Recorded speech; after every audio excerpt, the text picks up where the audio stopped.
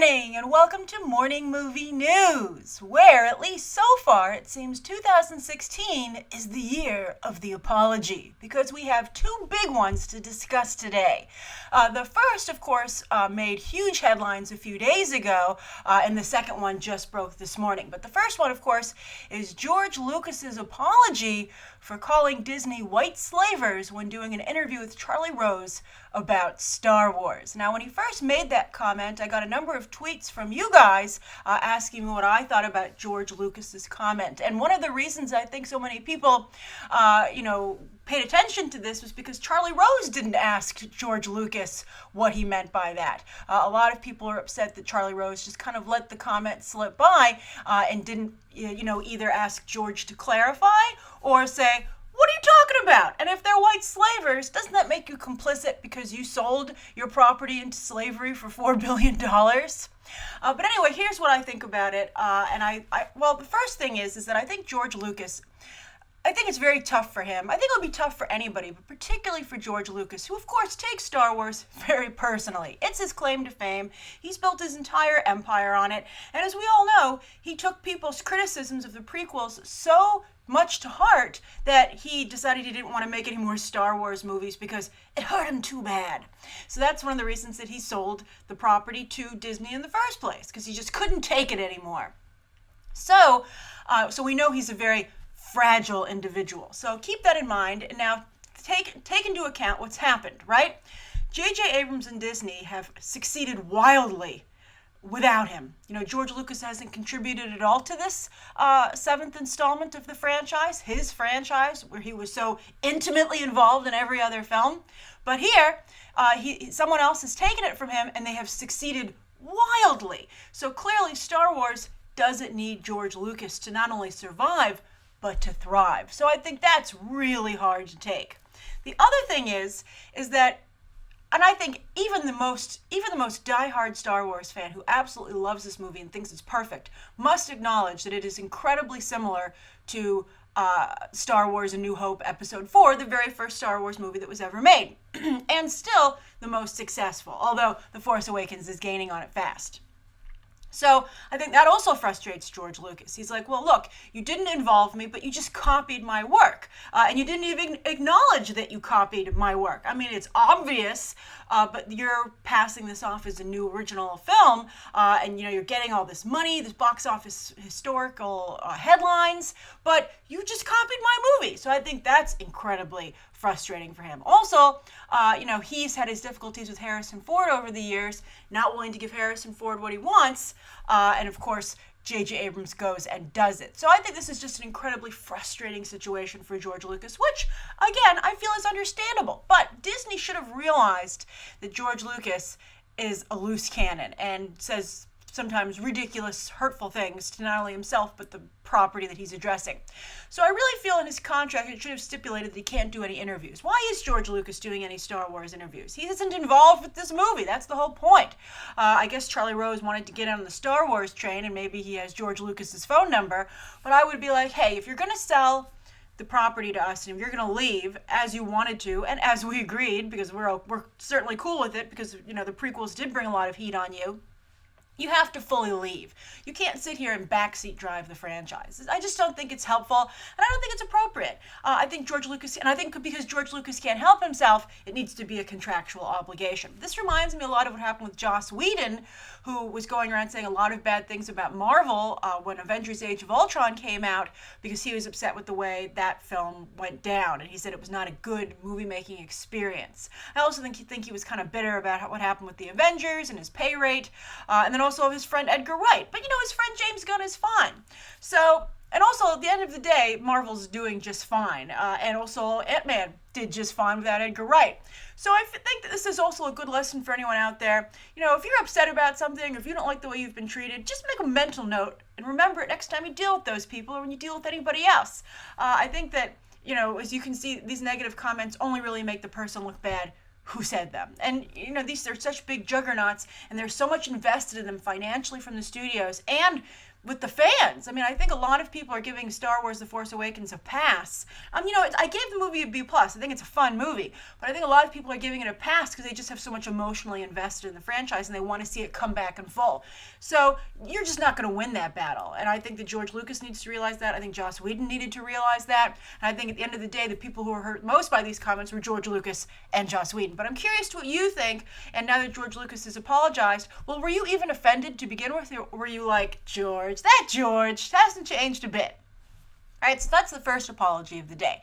Now, the second apology of the day broke this morning. I'm going to put a link to the Hollywood Reporter article in the video description so you can see the full apology. But it's from Hive-CM8, the group of hackers who leaked all those screeners online, all those awards screeners. And they issued an apology this morning and an explanation for their behavior because the feds are closing in. I mean, that's really the truth of the matter, the heart of it, because the feds are taking this very seriously because of, the substantial piracy, particularly for The Hateful Eight, although The Hateful Eight's doing very well in theaters, but perhaps not quite as well as it would have. But like Game of Thrones is the most pirated show there is, and it's incredibly successful regardless. However, as entertainment moves more into the digital space, they're taking this more and more seriously with legal actions. So I think Hive-CM8, and they signed their apology cheers. So I'm like, so are you British or is that just misdirection? But anyway, Hive-CM8, I think, is understandably nervous because this is going to potentially involve fines, / jail time. Do you remember when, I think it was Warner Brothers was sending people emails being like, you downloaded our movie, you owe us $50 or something like that. I think that they haven't quite figured out how to really handle this, but they're getting close. So I think the age of piracy is heading, maybe not certainly for an end, but for a little bit of a bumpy road in the near future. But anyway, and you tell me if you agree with this apology. So Hive-CM8 says, look, we're not hackers. We didn't hack anybody's system.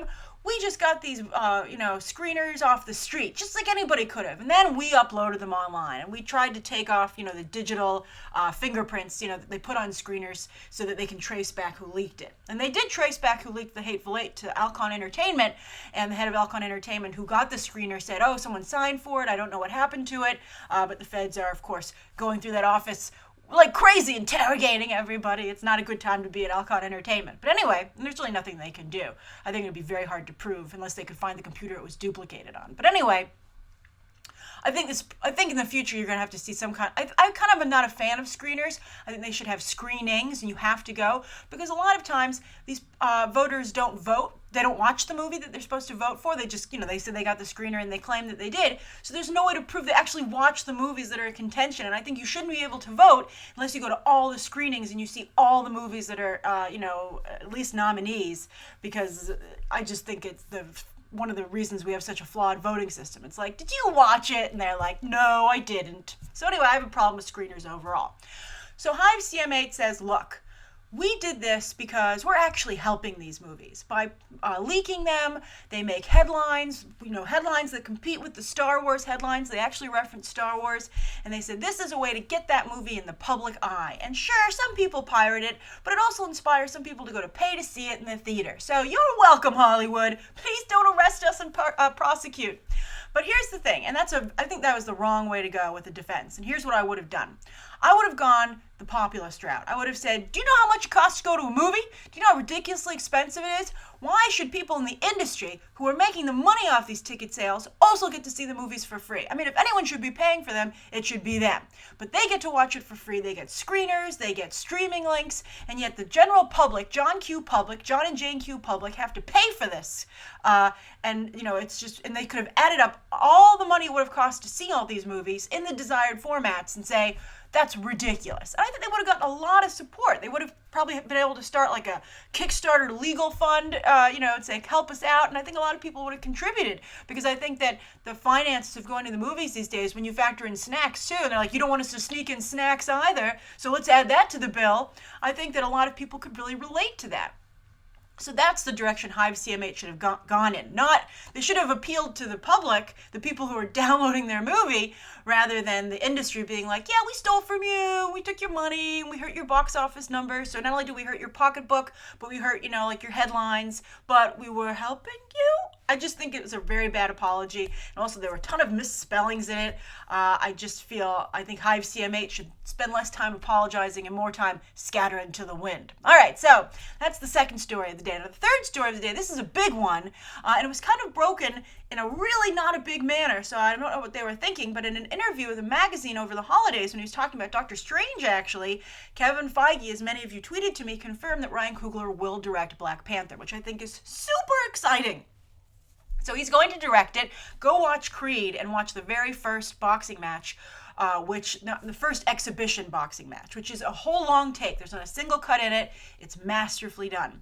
So Ryan Coogler, Fruitvale Station, looked like his career maybe wasn't going to work out. Then he does Creed, which was his idea, by the way, and he talked Sylvester Stallone into letting him take over the franchise, and that has paid off for Sylvester Stallone with a Golden Globe supporting nomination and possibly an Oscar supporting nomination, and now Ryan Coogler has landed Black Panther. Ava DuVernay, who? Ava DuVernay, I'm so upset with you. And, here's the thing. More women directors quit movies over over creative differences than male directors. And I just really wonder, I'm really going to wonder if it was worth it to Ava DuVernay to pass on such an amazing opportunity. Why is it an amazing opportunity? It's historic. Kevin Feige confirmed that most of the cast will be black, which is very, very important. And also, I was thinking about this actually. It was New Year's Eve. There was between sets. I went to the Jimmy Buffett, Huey Lewis and the News concert at Barclays Center, which was a part of New Year's Rockin' Eve with Ryan Seacrest. So they cut to that during the telecast. So I was enjoying the show very much so, but in between numbers, I was kind of looking up at the audience, and I was like, for some reason it popped into my head, and I was like, I wonder if in 2016 or 2017 when Black Panther comes out, people will be talking about the movie into its lead up. But is Wakanda going to become like a really popular place? Not just moviegoers in general, but particularly black fans of genre entertainment. Like, is Wakanda going to take on like a special meaning if Marvel does it right? And I kind of think it will. So I'm really kind of excited for that. Like, Wakanda will become like this shorthand for this utopia. So, and also Kevin Feige confirmed that Wakanda will be a technologically advanced utopia. So that's incredibly exciting. And if you go and you watch Coming to America, which I maintain is a good blueprint for Black Panther, and you see the scenes in Eddie Murphy's home country with James Earl Jones, it's really great. And I think that this is the city on a hill, I think is something that is really going to be important to black pop culture, and I just also think pop culture in general. So I think that Black Panther, if handled correctly, could not only be a fun, awesome action movie, but could be actually a culturally important one. And I think that Ryan Coogler can pull it off. I felt Ava DuVernay could pull it off. I was one of the first people who said she should direct that movie. So I guess that's why I'm also upset that she turned it down. And now Ryan Coogler is going to walk away with that. And I just wonder what creative differences could possibly exist. Maybe this was not the package that was pitched to Ava DuVernay, but Kevin Feige ultimately came around, right? He couldn't have come around with DuVernay on board. But I'm just saying, Coogler, at the end of the day, maybe he'll have some arguments with Feige. Feige is a strong-willed individual. He's driving the MCU. But at the end of the day, he's going to have directed this movie. Ava DuVernay will not have. And where will she stand in the history books long term?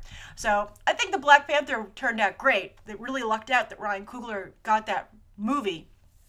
But I'm very happy for Black Panther. I'm very excited. So I'm curious, do you think Ava DuVernay made a mistake? How do you feel about Ryan Coogler?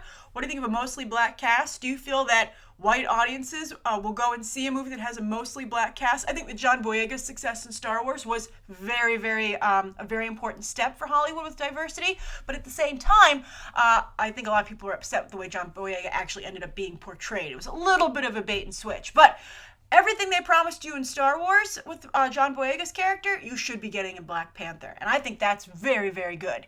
So we'll see. We'll see how popular the character is in Winter Soldier. But I'm also curious, do you think that Wakanda has what it takes to become like this special property in the eyes of the general public? And to take on, maybe become something a little bit more special? I'm very excited about it. All right, so the question of the day actually is a response to a viewer comment on my recent review non-spoiler review of the Shannara Chronicles, which is debuting this Tuesday, tomorrow, on MTV at 10/9 Central. It's an extremely good show. I really urge you, I'll put a link to my review at the end of this video. I urge you to at least try the first 2-hour premiere. I think by the end of it, you will be hooked. But somebody said, so in my non-spoiler review, I described it as a PG-13 Game of Thrones. I said that was the pitch. That's what they pitched to MTV. And someone in the comment section took great offense to this statement, and they said, look, The Shannara Chronicles were around a long time before Game of Thrones. So how dare you say it is a PG-13 Game of Thrones? This is a similar argument to when people said, oh, John Carter is like XYZ. And people were like, no, John Carter inspired Star Wars, Superman, all these different properties. They got their inspiration from John Carter. Now, here's the thing. First of all, whatever property is most popular in the general pop culture consciousness wins the battle. You know, like, sure, Shannara might have existed before Game of Thrones, but most people are familiar with Game of Thrones now thanks to the television show. So, yes, technically Shannara came first, but Game of Thrones is going to be the reference point for most people. All right, now, I want to explain something about Hollywood. Hollywood doesn't care who came first. They don't care. No, they couldn't give a crap less about it. What Hollywood cares about is the success factor and how they're going to sell it to audiences. So when you go to them, you can't say, look, do you like Game of Thrones? Well, Shannara Chronicles was there first. And they'll be like, well, why didn't HBO make a Shannara Chronicles show then, huh? That's not going to work. You need to say, hey, guess what? And I think this is why Shannara is so brilliant. Game of Thrones is incredibly popular, but its audience is limited by the fact that it has a lot of violence and inappropriate elements to it. So that knocks out everybody who's under 17, and also it knocks off a lot of people who are adults who don't want to watch that kind of content. So while Game of Thrones has a very potent audience, it's limited in its scope. So what if we were to go in there and give people their own version of Game of Thrones that was PG-13? That is a brilliant pitch. And I think, I really do believe that's how they pitched it to MTV. And so that gives them a success factor. They say, yes, Game of Thrones is incredibly successful, but yes, their audience is limited. So I see a space here that I can occupy that has a need that's not being met. It's actually kind of amazing no one came up with this earlier, considering that Game of Thrones is about to have season 6. So that's what Hollywood needs. That's where the idea of a log line comes from. A log line it's not an elevator pitch. That's like your quick pitch that you can make like in the elevator. It's like 2 or 3 sentences. A log line it's this meets this. And that is because Hollywood wants you to take 2 successful properties and say, this succeeded, so it makes sense that this new thing that combines both of them will succeed. And that's how Hollywood hears pitches. If you're ever going to pitch anything to Hollywood, you need to say, it's like this. It will succeed because this has succeeded. Sometimes it's because this person's in it. This talent is associated with it. I think that a big part of Black Panther, for instance, being something that Marvel feels comfortable with is because they have the success of Creed now to back it up. So I think that that's very important to that film. And you can say, did you like Creed? Well, the director's directing Black Panther. So sometimes talent can be something. You can say, well, who's attached to the property?